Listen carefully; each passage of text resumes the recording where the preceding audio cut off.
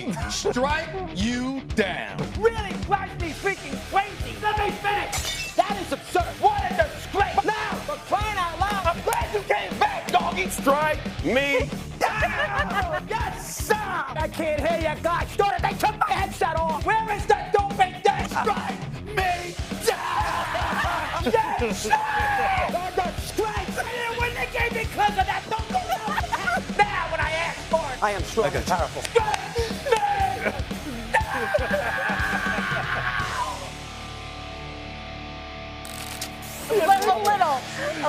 A little over the top. It's time for everybody's segment. Mad Dog, what are you mad about today? I got three good ones. Jessica, the great Kimberly, good to have you back. All right, here we go now. I'm going to give you a little definition of what greatness is all about. Ooh. Greatness is about Sandy Koufax on short rest in Minnesota, Game 7, 65 World Series. Greatness is about Bob Gibson, ninth inning against the Tigers in 68 in the World Series in Game 1. Greatness is about what... There is Koufax. We're going to show you Gibson in a minute. Greatness is about what I saw Crochet do. Look at Koufax on short rest against the Twins, won the World Series with a 3-hit shutout. That is greatness. Again, Crochet against the Yankees in Game 1. This is Gibson against Detroit. How about Crochet against the Yankees in Game 1, 8th inning? He handed the ball to Chapman. Hey, take us home. Chapman took us home 117 pitches. Greatness is not about Tariq Skubal or what he did on Friday night. All right, this is supposedly the best pitcher in the American League, and he gets out of the ball game in 6 innings in a Game 5, an exciting game in Seattle at 2-1 Detroit.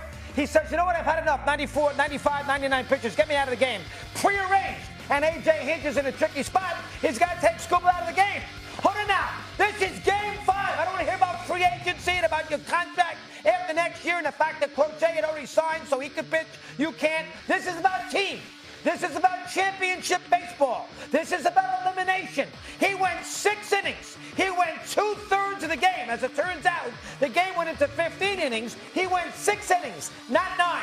He handed the ball off to Kyle Finnegan, for crying out loud. Kyle Finnegan. That's not Mariano Rivera. And then Kyle Finnegan gave up a run in the 7th inning, so 2-1 became 2-2, and Seattle ended up winning the game in the bottom of the 15th inning, 3-2, and right now they're 2-up on Toronto. Here's what you do if you're Skubal and you're the American League Cy Young Award. You tell your manager, you know what? You're not taking me out of this damn game. This is Game 5. I don't get my own balls off. I'm pitching until I can't pitch anymore, and then get me a reliever for 2 or 3 outs if you have to. I am not going 6 innings in Game 5. Koufax, Gibson, and Crochet. That is terrible. And all the media, 13 strikeouts. What a great performance. How is it a great performance in a decisive game? He won 6 innings. That's number 1. Wow. 100% right. Wow. Yeah, well, the fact we just saw Yamamoto do it last night, I feel Another like example. were you watching that game? Were you just watching that game going, yes, that's what I wanted Tariq Skubal to do? But, I mean, think about it. Think about what Tariq Skubal, I mean, like, he hasn't gotten paid yet. The dude needs his arm. It's about championships, I know it's about championships, but they also think about themselves. He hasn't gotten paid yet. He's just won a Cy Young last year. He's going to win it this year. He wants to keep on going. He doesn't want to throw his arm out.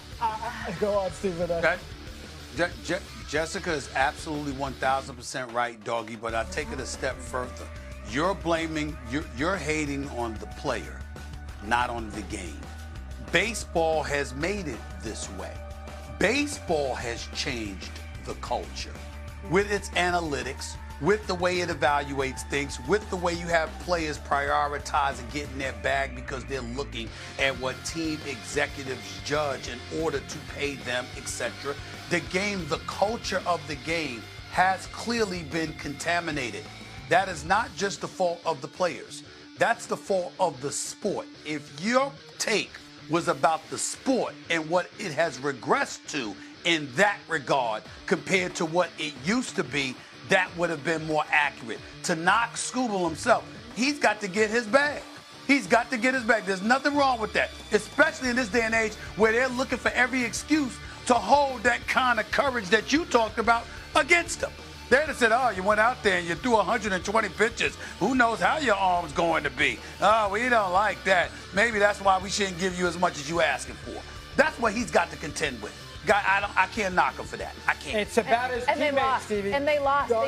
They got to lose those games for them to make change. I mean, honestly, that's what's got to happen because in the past it's been bullpens. Bullpens come in, they finish these games. And that's been the story, but it's changing. Did Jack Morris ever talk about the bag? No, he didn't. Did Roger Clemens come in against them? They talk about the bag? You know exactly what you're doing. I like that. Jack Morris, let's go. 91 Twins. Number 2.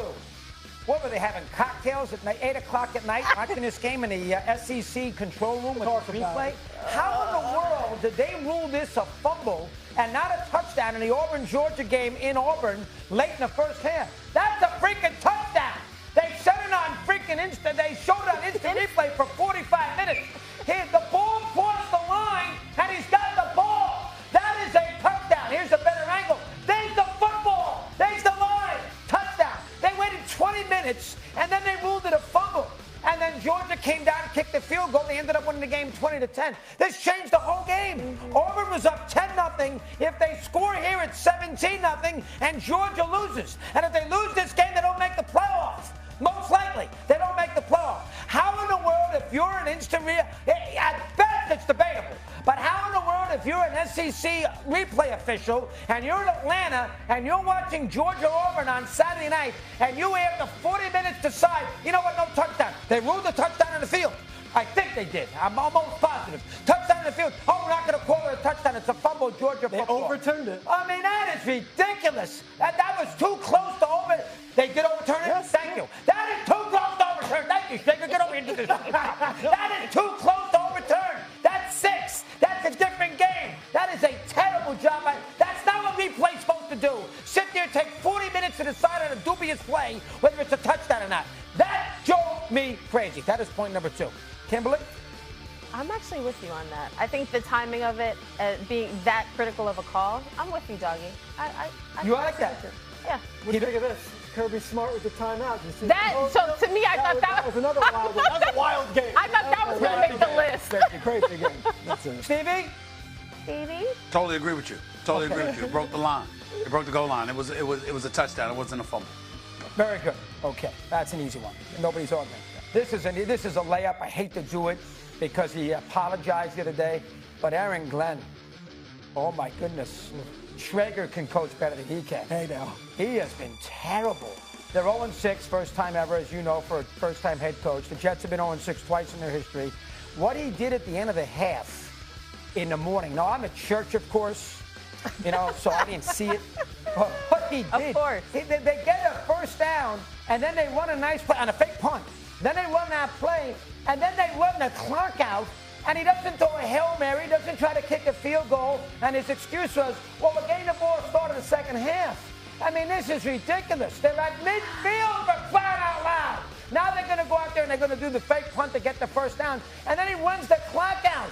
I could not believe it at the end of this first half. He's looking at the sidelines, no commitment, no nothing. Glenn has done a terrible job. He punts on 4th and short inside the 50-yard line. He called the timeout the other day and then punted after the timeout and didn't go for the first down. Again, he's got an offensive coordinator and play caller who never called plays before this year. I mean, I know Fields has been terrible. I know they've been a little unlucky. They could have won the Pittsburgh game, maybe this game too. But geez, when you're this bad at 0-5 and you got a first down right near midfield with 27 seconds to go at the end of the half, you can't let the half run out.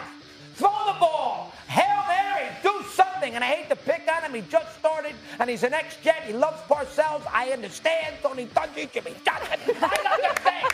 But, gee, goodness gracious, Aaron, have a little feel. You got nothing to lose. Make a play, and then you punt. Oh, my God, that drove me crazy. That is number 3. Number 3. Go ahead. Yeah, I have a bonus to say. And into the game, they're running the ball well. Taking sacks at the end. Like this was and then I think Rich Cimini asked him, "Hey, did you think about going to Tyrod?" Oh, never did. He acted as He's if like, it was, why would I? How could I ever? So I understand why Jets fans are very frustrated because that game, from start to finish, didn't make sense. But the whole season, from week 1, playing the Pittsburgh Steelers, you thought, okay, they got some life, and since then they've just been a sinking ship. Steve, you have any comments? Hello. Hello. I'm right here. I'm a bit I'm a bit tepid, Doggy, in terms of my position on it because I unapologetically root for African-American coaches on any level, and that includes, obviously, the National Football League. Aaron Glenn has been awful, awful, to the point where it wouldn't surprise me at all if this is his only season coaching the New York Jets. It's been very, very bad. I'm hoping that is not the case, Kimberly, Jessica. I mean, but when you look at how the Chicago Bears are looking, with Ben Johnson coaching them, he was Detroit's offensive coordinator, and you look at how Aaron Glenn is coaching in New York with the Jets, for the moment anyway, it's so bad, and it's such a discrepancy. It has you looking back at the Detroit Lions last year and saying, why the hell were they so good?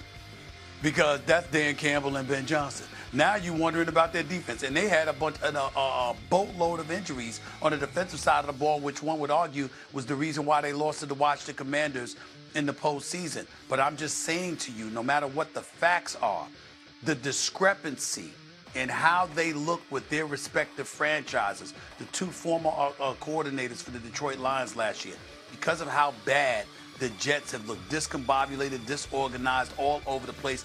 You got cats that are out on the field making business decisions now because they don't want to be there. They don't want to be a part of this. It looks like an absolute mess. And Aaron Glenn has done nothing to alleviate it. It's worse than it was last year. Yeah, hard to believe. All right, last one, and this really upset me. When I walk out of here during the week on Wednesdays, I always see the lineup of cars